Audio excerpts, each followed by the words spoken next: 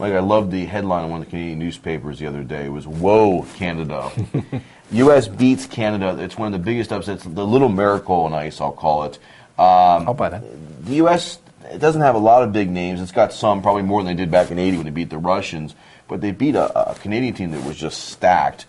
And it got huge ratings. It was on CSNBC, not a huge network, but it got like 63 million viewers tuned in for a lesser network. What does that say about hockey in general and viewership if we're pulling in that many viewers for the Olympics, but it seems like it doesn't get the viewership with the National Hockey League? I think part of it is the thing we talked about last week when we were talking about the Olympics in general. I think people think about sports differently when you wrap them in the flag.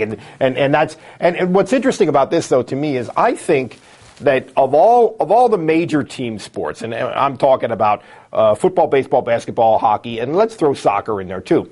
Of those sports, I think hockey is the one that lends itself best to international competition, which I think is interesting. The other sports the Olympic competition seems to kind of get dwarfed by. In soccer's case, obviously the World Cup. In the NBA, Major League Baseball, I mean, football doesn't even apply because it's not international in nature. But somehow hockey avoids that, and a couple of reasons why. I think one is that it's a cleaner, less violent game.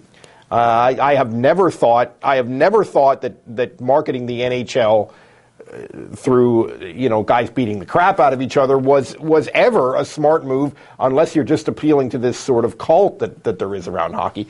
That's the other thing, and the other thing is the fact that it really is international. There's pockets around the world where it's really played seriously, and obviously it's fanatical in Canada, which is why this loss hurts so much for the Canadian folks.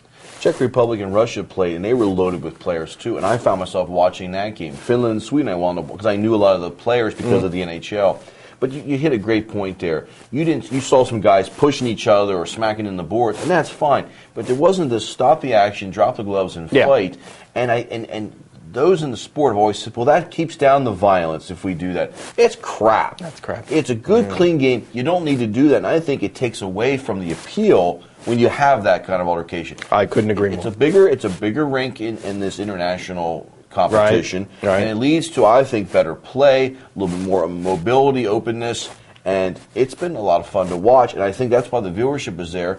And if it is something about wrapping in the flag, so be it. We had Canada and U.S., and you knew it was going to be, a good game, a big national pride. But it's not just maybe wrapping it in the flag. In this case, is a little bit of a misnomer because these guys really are battling for their country. There is a sense of, hey, what other sport takes 2 weeks off in the middle of its regular season to go play in the Olympics? And these guys are really, really in to battling for their country. And Gary Bettman, the commissioner of the NHL, is actually talking about not doing that anymore. He's crazy. It's great for his sport. He's crafty. They actually should eliminate this sport from anybody on the West Coast and the South because they don't watch the NHL anyhow. The NHL does not fly in the Sun Belt. How is that not obvious? It's funny. In Canada, the big cities are right by the U.S. border anyhow. This is made for Canada-U.S. matchups. Vancouver, Montreal, Toronto, the big cities are right by the U.S. border. Thank you, Starkey. It's U.S. and Canada. It's almost like we're cousins to each other anyhow. There you go. We don't want to see. It's like playing your cousin. Hockey in San Diego, right? Or Miami. Give me a break. Right. Well, maybe I would like to be there, but right. But it'd be like playing your cousin. So the viewership's going to be there. You're playing the family. There you go. I'm with you, Starkey.